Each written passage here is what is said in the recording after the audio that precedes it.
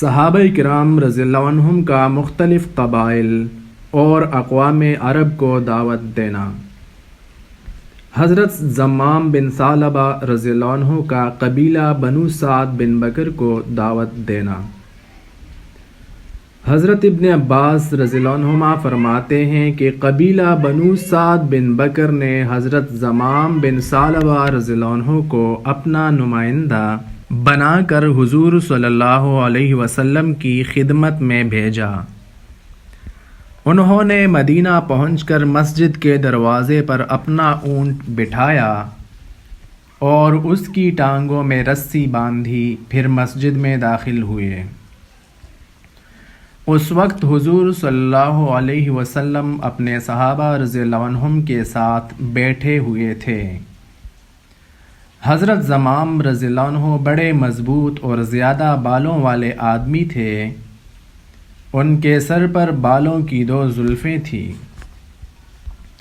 آ کر حضور صلی اللہ علیہ وسلم اور صحابہ رضی اللہ عنہم کے سامنے کھڑے ہو گئے اور پوچھا، آپ لوگوں میں سے کون ابن عبد المطلب ہے؟ آپ صلی اللہ علیہ وسلم نے فرمایا، میں ابن عبد المطلب ہوں۔ انہوں نے کہا، کیا آپ محمد ہیں؟ آپ صلی اللہ علیہ وسلم نے فرمایا، جی ہاں۔ انہوں نے کہا، اے ابن عبد المطلب، میں آپ سے کچھ پوچھوں گا اور اس پوچھنے میں ذرا سختی کروں گا، آپ ناراض نہ ہونا۔ آپ صلی اللہ علیہ وسلم نے فرمایا، نہیں، میں ناراض نہیں ہوں گا، تم جو چاہو پوچھو۔ انہوں نے کہا کہ میں آپ کو اس اللہ کا واسطہ دے کر پوچھتا ہوں جو آپ کا بھی معبود ہے اور آپ سے پہلے والوں اور بعد والوں کا بھی معبود ہے۔ کیا اللہ نے آپ کو ہماری طرف رسول بنا کر بھیجا ہے؟ آپ صلی اللہ علیہ وسلم نے فرمایا، بخدا یہی بات ہے۔ پھر انہوں نے کہا، میں آپ کو اللہ کا واسطہ دے کر پوچھتا ہوں جو آپ کا بھی معبود ہے اور آپ سے پہلے والوں اور بعد والوں کا بھی معبود ہے۔ کیا اللہ نے آپ کو اس بات کا حکم دیا ہے کہ آپ ہمیں اس بات کا حکم دیں کہ ہم صرف اس کی عبادت کریں اور اس کے ساتھ کسی چیز کو شریک نہ ٹھہرائیں اور ان بتوں کو چھوڑ دیں جن کی ہمارے باپ دادا عبادت کیا کرتے تھے؟ آپ صلی اللہ علیہ وسلم نے فرمایا، بخدا یہی بات ہے۔ پھر انہوں نے کہا، میں آپ کو اس اللہ کا واسطہ دے کر پوچھتا ہوں جو آپ کا بھی معبود ہے اور آپ سے پہلے والوں اور بعد والوں کا بھی معبود ہے۔ کیا اللہ نے آپ کو اس بات کا حکم دیا ہے کہ ہم یہ 5 نمازیں پڑھیں؟ آپ صلی اللہ علیہ وسلم نے فرمایا، جی ہاں۔ پھر وہ زکوٰۃ، روزے، حج اور اسلام کے دیگر فرائض کے بارے میں پوچھتے گئے اور ہر دفعہ اللہ تعالیٰ کا واسطہ دے کر پوچھتے۔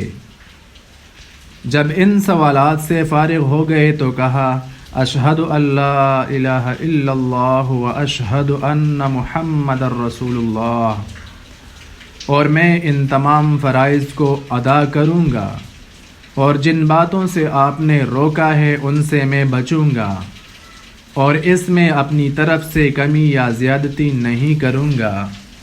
پھر اپنے اونٹ کی طرف واپس جانے کے لیے چل پڑے تو حضور صلی اللہ علیہ وسلم نے فرمایا، اگر اس 2 زلفوں والے آدمی نے سچ کہا ہے تو یہ ضرور جنت میں داخل ہوگا۔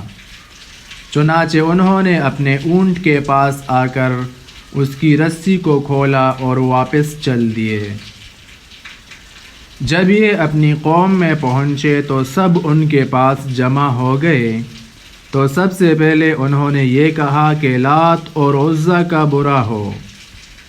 لوگوں نے کہا، اے زمام خاموش رہو، ایسا نہ ہو کہ اس طرح کہنے سے تم برس یا کوڑ یا پاگل پن میں مبتلا ہو جاؤ۔